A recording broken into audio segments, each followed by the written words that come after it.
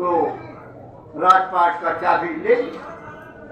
बोले दक्षिणा देखो, कोई चीज दान दी जाती है, दान के बाद दक्षिणा दिया जाता है। तो कहने लगे अरे निकाल के दे दो। कैसी से बोले निकाल के दे दो।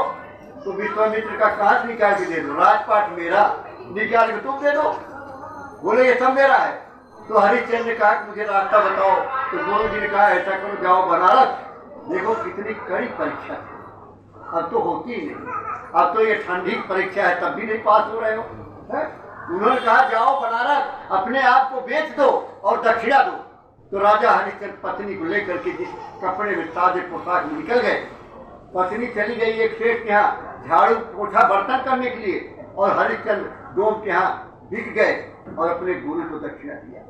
और वहां दिन भर काम कराए, रात को मरघट की रखवाली करें कि कोई बिना कर दिए जलाए न अपना मुर्दा। एक दिन थोड़े दिन बीता था कि बेटा जो था, पत्नी और बेटा एक जगह थे, बेटे को सांप ने काट लिया, बेटा मर गया। पत्नी बेटे को दफनाने के लिए शमशान जाना था, ले कैसे जाए, कफन तो है नहीं, पैसा है नहीं।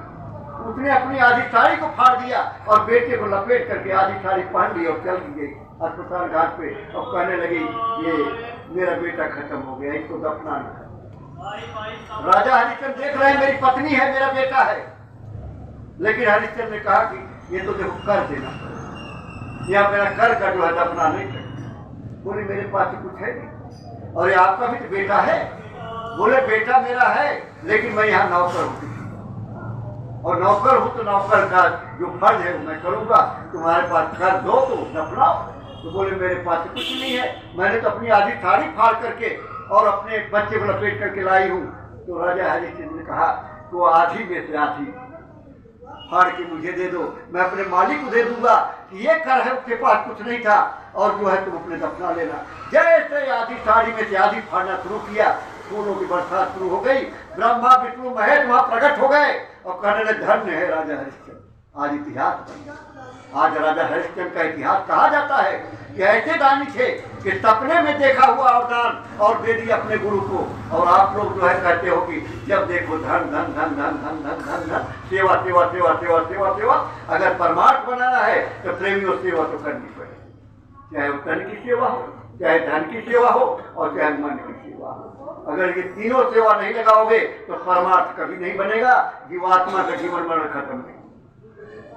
एक माध्यम है, एक तरीका है, इस चीज को ये मार्ग ऐसा है कि बिना इसके काम नहीं होगा, क्योंकि लाखों लाख बरस का हमारा लेन देन पड़ा हुआ है। इस लेन देन को कैसे जो है किया जाएगा, तो महात्मा को धंधा करा देते हैं, कभी भंडारा चलवा दिया, झाड़ू लगवा दिया, दही बिछवा दिया, तमाम सेवा करवा दिया, खाना खिलवा दिया, और ये लगा दिया सामान खरीदवा दो, वो सामान खरीदवा दो, ये कर दो, यहाँ कर दो, गौ खिला दो, इस तरह तरह की सेवाएं जो है लगा दी और हमारे कर्म कर्जा को खत्म करा दिया। और कर्म कर्जा खत्म हो जाएगा तो हमारी जीवात्मा पाठ साफ हो जाएगी।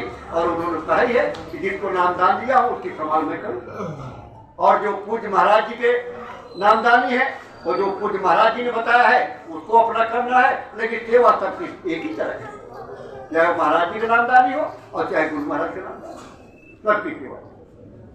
इसलिए हमेशा इस चीज का ध्यान रखना चाहिए कि हम लोगों को कभी कब कोई आदेश आ जाए तो आगे पहुंचना चाहिए कि हमको भैया हमारी सेवा, हमारी इतनी सेवा है, हमारी सेवा ये सब हम लोगों को करना चाहिए। देखिए पूज्य महाराज जी कितना मेहनत कर रहे हैं, आप जाड़ा देख रहे हो और वो घूम रहे हैं, रोज घर बदलते हैं, रोज उनके साथ जो प्रेमी चल रहे हैं, रोज घर बदला जा रहा है, कपड़े कैसे धोते हैं, नहाते कैसे लोग हैं, कैसे खाना खाते हैं, इस तरह के कितना क्या बड़े आराम से है, वो आराम से नहीं है, ये संकल्प करके निकले हैं मुझे काफिले में चलना है और वहाँ सेवा कर रहे हैं। बैठता कोई नहीं, वहाँ रोटी मुफ्त की नहीं खाते, मुफ्त की रोटी मत खाना, आप भी मत खाना, सब काम करते हैं, गाँव गाँव जाके प्रचार करते हैं, सत्संग करते हैं, प्रेमियों को बताते हैं तो वो लोग आते हैं महाराज जी के पास, सत्संग सुनते हैं, फिर ईश्वर को पाने का रास्ता मिलता है।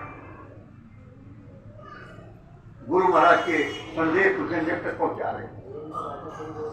छत्तीसगढ़ हो गया, झारखंड में, अब इसके बाद पश्चिम बंगाल, उड़ीसा का, और इसके बाद फिर लौटेंगे आपके बिहार में पटना में और आपके छपरा में, उसके बाद आएंगे बलिया। बलिया करते करते फिर 17 मार्च को लास्ट कार्यक्रम है शायद उन्नाव में, और उसके बाद अपने मथुरा आश्रम से आएंगे। अपना होली का कार्यक्रम जो 24, 25, 26 3 दिन का कार्यक्रम है, लेकिन साथ में मुक्ति दिवस का कार्यक्रम 23 मार्च को होता है, तो वो भी जुड़ गया है कि 23, 24, 25, 26 4 दिन हो गए। तो आप यहाँ कोई परिवार के अपना झंडा कर देगा, आप एक दिन पहले पहुँच जाओ और वहाँ जो है शामिल हो जाओ, मुक्ति दिवस में शामिल हो जाएंगे। उसके बाद फिर ये कार्यक्रम खत्म होते ही नेपाल के लिए रवाना होने का प्रोग्राम है, तो बैठने वाले तो हैं।